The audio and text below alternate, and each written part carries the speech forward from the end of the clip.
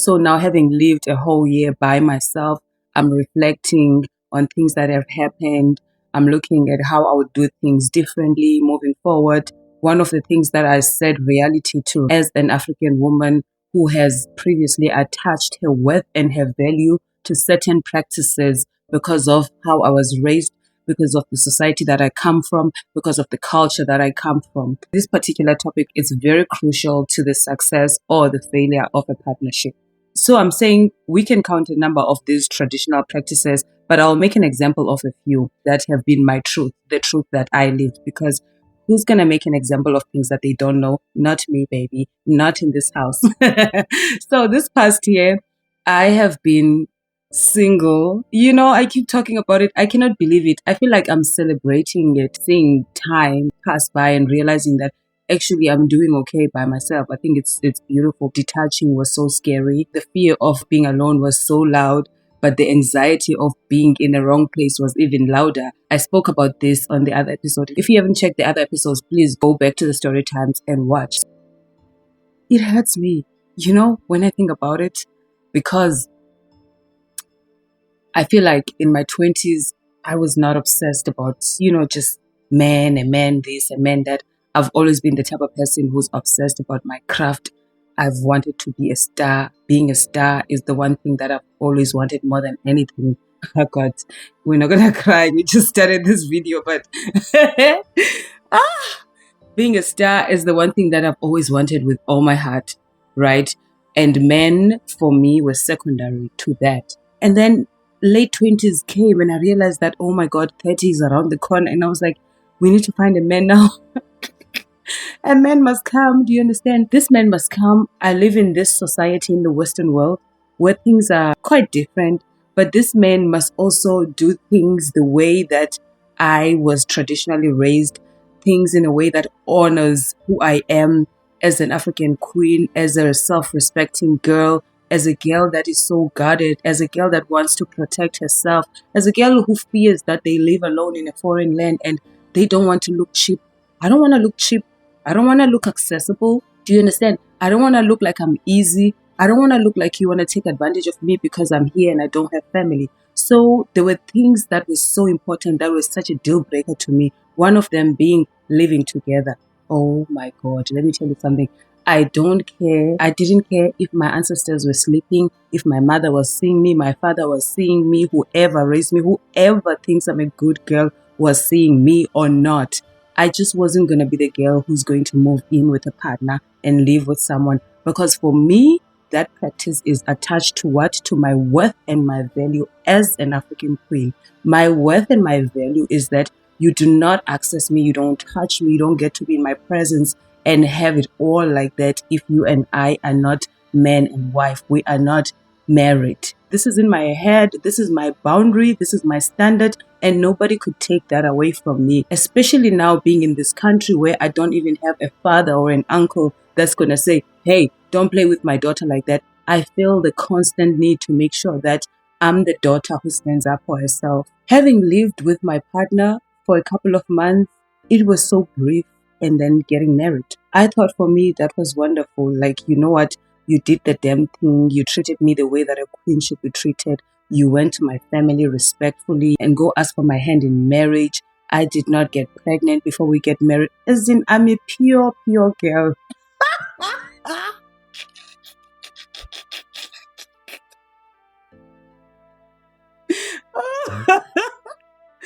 You understand? Do you understand? All of these things, these practices, having achieved them is a sign of purity to me, is a sign of self-respect, because that's how I was raised. That's what my culture tells me. You can't be that girl. You're just out there moving in with your boyfriend. I'm not that type. Now, while this looks so beautiful, so respected, it's the standard, I feel the need to come and talk about it because I see a lot of women, especially women who have not yet been married. We are living in this generation of knowing your worth. People are so loud about first date. If he doesn't do this, cancel him. Know your worth. If he's not giving signs right away, do this. Like, there is just no patience in getting to know people. I feel like the theory, or I feel like the message is not necessarily encouraging taking your time, being patient. It's giving rush things. It's giving be strict. There's a group of people that call them strict girls.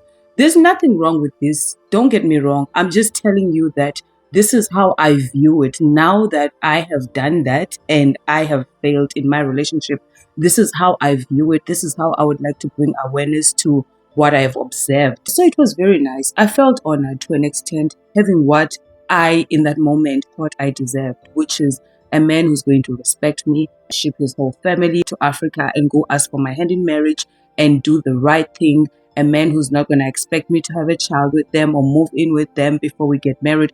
All of those things were important to me. Those are things that our Black and African society attach to our worth and our value as women. And now that I have done that as an African woman, I'm a traditional woman in some ways, so I do respect my culture. I have to be real on that one.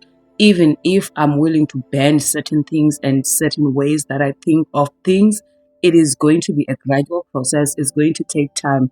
Today may be an example of it, which is why I want to speak on this.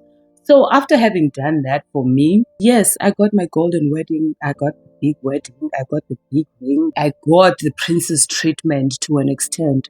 When we speak about our failed relationships, let's not only talk about pain. Do you understand? As Black and African people, we are trying to make relationships work. There are people who are trying. So we can be real and talk about the good things that were there as well. There were things that I wanted and I did get. And I was happy. I'm grateful for the experience. But with that being said, in this past year of reflecting, I had to admit that even though this is culturally appropriate, respectful, and honors me, in some ways it does have elements of sabotaging the practicality of a relationship. Some of the things that we know as our culture, they are not practical in today's society. And while we want to be attached to them because we feel like they define us, they make us who we are, sometimes they are our downfall. They cause us to fail. Because now, as a girl who will not do this before marriage, who will not do that before marriage, who will not date this long before I get a question, who will not waste time on this, you are not being practical about the amount of time that you need to think through the things that you want, to watch yourself evolve a little bit in the relationship before committing into something as huge as marriage. I can take accountability of that. Maybe I could have dated longer, but I did not date too long. I dated and I was like, I know my worth, so don't waste my time. That's not even funny. You know what that got me? That got me so many surprises that I now, after reflecting, personally feel like I could have avoided. If maybe I would have been a little bit of a Western girl and moved in with that man and stayed with that man and learned to live with that man on the daily and see through some of the things that surprised me after the fairy tale. Surprise after the fairy tale. The party is gone. Everybody is gone.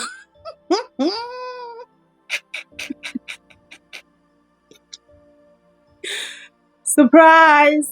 Here is your man, my dear. Okay? Stay with your man. Everything is done. The party is done. And then it's sweet and spicy. Sweet and spicy. That's normal, guys. To an extent, that's normal in a relationship, okay? Don't let people's experiences make you feel like certain things in a relationship are not normal. That's normal. But once you feel like the spicy is something you could have avoided by giving yourself an opportunity to learn more, an opportunity to be close. But now your culture was telling you that you can't sleep over, you can't stay the whole week there. There are many African men that I hear online making videos on TikTok telling women that don't go to your boyfriend, don't stay the whole weekend, don't do this, don't do that. I get it. Because that is a value that is attached to you by what? By culture. But as somebody that has done all of that, good girl. I was a good girl, me.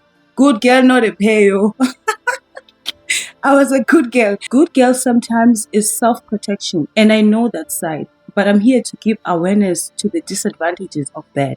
And this is for somebody that really wants to learn, that really wants to hear me. Not somebody that is coming here committed to be defensive because they want to just lock a woman down or use women or manipulate women. Some men do that. They do that without you even being the person who has this wall up, who decides that, oh, you know what, you're not going to do this to me, I'm not going to move in with you, I'm not going to. Other men, they just want to lock you down immediately. They want to police you, boo, so that they steal your freedom forever. They want to they want to steal your freedom forever. You understand? So don't get too excited when they tell you that they love you, they want to marry you. Now I'm saying I live this truth of a prince going above and beyond to show me my worth, focusing on that instead of focusing on getting to know the prince, getting to be practical about things. The Western culture is not as strict when it comes to stuff like that. White girls date people, they start in college, their parents know that after college they're going to move in together, they're going to be together, they learn to live together, they learn to do things together, and then ultimately you see them 10 years later, they met in college, that's when they start having their first child. These people, they have synced their lives. A lot of those couples, you don't see them divorce, but us who are like, oh, you know what, you're not going to do this, you're not going to do that, you met me, in 6 months we got married, we did that. It's all boom, collapse. Because we are entangling ourselves with people that we do not know. If you had given yourself time and dropped some of these traditional rules that you have for yourself, you could have had maybe an opportunity to see through some things that you missed because you have this wall, you have this rule book, you have these boundaries that are influenced by culture. Making an example of living together is so practical. At this point in my life, I think differently of that. I don't know if I would have the same rules with the next person to say, oh, you know what, show me now that I'm the one, don't waste my time, go to my village, go pay my bride price, I'm not going to move in with you before. No, I think I'd be happy to see how you take care of the bathroom on the daily for a whole year. I swear to God. I swear to God.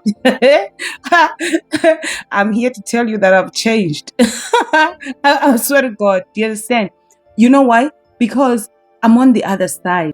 While my culture is good and it can protect me in some ways, but it cannot protect me from the cost of getting a divorce. Do you understand? My cultural practice that is attached to my worth and my value cannot protect me from the cost of getting a divorce. Getting a divorce is expensive. It is mentally draining. It is emotionally draining. I cannot make certain mistakes willingly, seeing them anymore just because I am not willing to drop certain standards that are attached to my worth, my value by my culture and society. I really cannot. An opportunity to see how this person behaves when life is not exciting, when they don't have money, when things are not going well at work. I would love to wake up next to you a couple of times and have it practically as my life if I'm even going to make a commitment like marriage. Honestly, that's how I view it. Our culture also is about control, is about male dominance. It teaches us how to be judgmental. You see, there are women that I've known when I was still in college, when I was still in high school. They had boyfriends, they were living with their boyfriends, they were living together forever. The way I judged these girls, I was like, yo.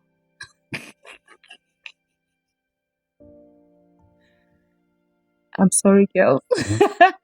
I was like, you're just gonna move in with him? You're just gonna do this? Why are you cooking at his place? Wah, wah, wah, wah, wah, wah. I'm not looking at the practicality of that relationship. I'm not looking at how those women are getting an opportunity to live with those men and get to know them. Let me tell you something. You can never fully get to know a person. I truly believe that. A person can switch up on you. A person can switch up on you, but don't switch up on yourself by not even trying to get to know as much as possible before making a big commitment like marriage. Don't be like me. Okay? I can take accountability. I am humble enough to say, I wanted a family, and it is what it is. But I'm also so grateful that when I got there, as soon as I saw that it is not in alignment with what God wants for me, I didn't force it. I didn't force the family. I didn't become in denial and try to protect my fairy tale, whatever that looks like. I'm grateful that I had the courage to understand that fulfillment is within and it comes from God. You understand what I'm saying? So I'm grateful that at least I know that about myself. That has equipped me to move forward. Many women fall in the trap and stay there forever because they cannot let go of this beautiful image of this fairy tale. But I'm telling you, do not be like me. Do not rob yourself of an opportunity to be as practical as possible about your relationship. You want to see how this man treats you around his family. Rules that I had were rules like, I don't go to your mama house. No, we're dating. I'm not a fiance. Give me the diamond. Baby, you know me, I'm a baddie. So I'm like, give me the diamond. You're gonna do the right thing. Go there, spend 500 pounds. I got it all. I got it all. The big diamond, the big wedding, the traditional wedding, the Western wedding, the pink wedding, the big gown, the traditional gown. I got it all. The honeymoon, I got it all. Do you understand what I'm saying? But at the end of the day, what did it do for me? This past year, I had to face the truth that I neglected alignment more than anything. I did. Out of wanting to get married, out of wanting to have a family. And if I don't own up to this truth, then I'm a fucked up human being. You understand what I'm saying? If I don't own up to this truth, I'm going to resent marriage. I'm going to resent relationships. I have to be real about the disadvantages of some of the practices that I was strict about because I felt like they were attached to my worth or my value. Going to my boyfriend's mama house ain't going to my boyfriend's mama house. I'm an African queen. I'm an African queen. I don't go to your family house. I don't want to be that close to your mom because I'm like, you're just my boyfriend. You have to put a ring on it. We have to be getting married for me to even get there. Guess what? After you get married, you start to learn about the family. You're already part of the family. You are surprised on the daily by this family that you're married to. You're like, what is going on? If you had allowed yourself time to date, go there, visit there. Don't let cultural and traditional people tell you that you are cheap by hanging out by your boyfriend's mom, going there. You are being cheap. You are being accessible by hanging out with them, going there for cookouts. Yes, you can have boundaries with how you interact and do those things. You can still respect your culture, I believe, while being aware. The whole point of me doing this video is not to come and say, oh, we're letting go of this now. No, I love being African, but it's just to say that we need to be aware of things that work against us because we are honoring culture. Those were things that were a big deal to me. Now I don't know this family. I didn't get to bond with this family. I have to be part of this family. I'm realizing that I don't know if I want to be part of this family. I could have gotten closer and I could have learned certain things. Maybe I could have chosen differently. But no, it was against my worth. You feel me? Like, we were raised differently. We see things differently. We want different things. We are, in fact, different people and not really aligned. You see those things. But at this point, you're trying to mold and fix this situation because you feel like you made this big commitment that you cannot break, and all the things that were attached to your worth and your value were given to you. Now you feel like, oh my God, you have to mold this and hold it together. It doesn't matter if it's not working anymore. You want to hold it together. It's so chaotic, but you want to hold it together because this is the dream. Everything that a woman deserves, that defines a queen, you got it. So what else do you want? But you're not necessarily happy. So my first example was moving in together with your partner. My second example was visiting your in-laws or your future in-laws. In my culture, I know these kids, these new kids, they're just living their best life. I'm proud of them. But in my culture, traditionally, that's frowned upon. Going to your boyfriend's home, hanging out, you're not even supposed to be going there because you're not married to that person.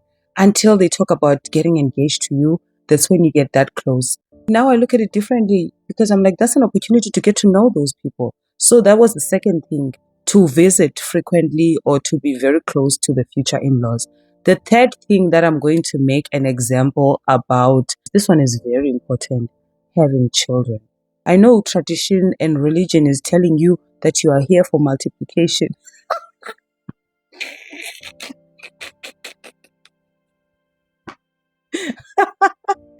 I know the culture and the religion is telling you that you are here for multiplication. But I want you to understand, baby, that multiplication is permanent. the permanency of multiplication. Multiplication is irreversible. Do you understand what I'm saying? So while you are here for multiplication and your religion and culture is telling you that come here, upon arrival, multiply, I'm saying to you, you still have a chance. Now, this is something that I was very selfish about. One of the reasons why I was selfish about this is because I worked with children. I got so tired of children because I was working with children.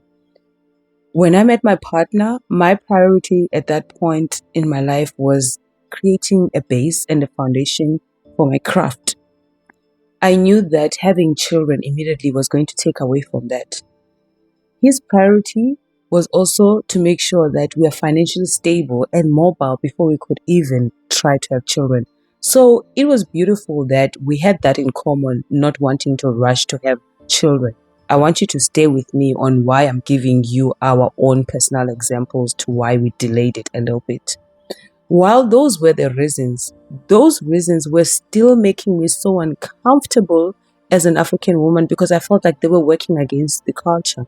Because the culture is telling me that, Sissy, you are here for multiplication. You should be multiplying by now. I remember at my wedding, people telling me that by next year, I'm going to be having twins. I said, God forbid. Not next year. As in, give me the twins, but not next year. You know, I remember people saying that that is a cultural expectation. That is a religious expectation. I told you, you're here to fix, to mold, to multiply. You are here. You are the one who's here to make everything good. Okay. I knew that this is what was culturally expected. Because guys, I migrated to this country though to come and fulfill my dreams. I definitely chose myself on that one. I was very selfish.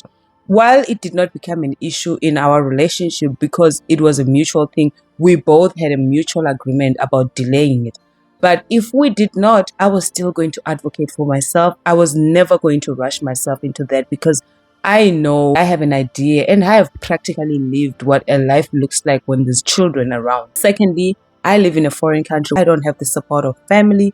I am an artist. Being an artist is hard. So I've always thought through the idea of having children. These are just a few examples. There's more. While it looked like I was not honoring the culture in some ways or the religion, even society, because I had my followers on TikTok and people asking me on the daily, when am I getting pregnant? Like, ew. You know what I mean? I'm just like, yo, I'm literally in a foreign country by myself. You don't know me. You see me online. Like, life is hard and you're asking me on the daily, when am I getting pregnant? You know, these are concerns and questions that are coming from a cultural or religious standpoint. Sometimes it's just people that want to bring you down by bringing up those questions. From a cultural standpoint, people feel like in order for me to be validated as a Black woman or as a woman who is successfully married is if I'm doing this multiplication by giving birth to these children. So that is attached to their worth. Then they would project it on you by asking you, by bringing it up. Because personally, I feel like if a woman is not pregnant, I don't know if I have a business asking them about pregnancy. Even if they are pregnant, I don't even personally think like I have a business talking about somebody else's pregnancy or if they're not pregnant. I think it's a very sensitive issue and I think we should really stop doing that as women to other women. While I seemed like I was not honoring the culture and the religion, but let me tell you something, that one I did not fumble. You know what I honored? I honored the practicality of that relationship I was in. I saw that, listen, this one is not giving father of my kids. Okay?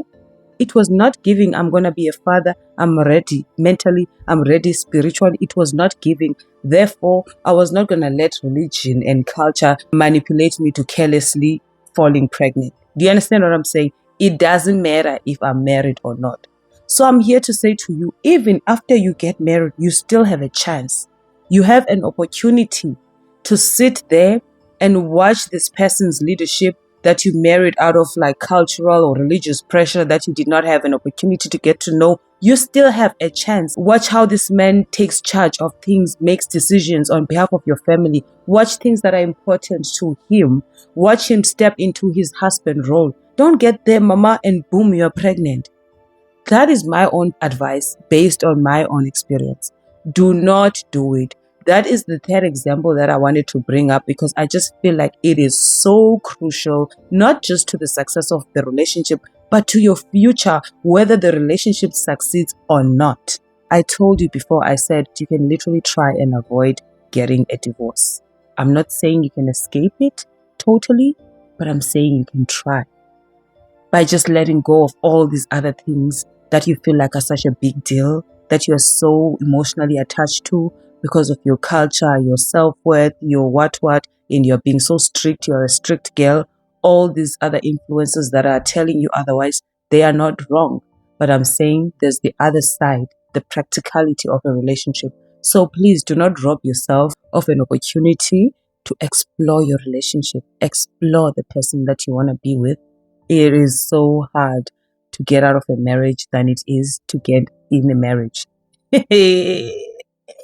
So I'm saying, I want to know what your thoughts are. My thoughts have definitely slightly changed, especially now that I've opened my eyes to some of the rules that society and culture have placed to chain us as women that don't apply to men. They are not attached to a man's worth, but they are attached to a woman's worth. Men can move in with however many women they want. They can test drive however many cars they want.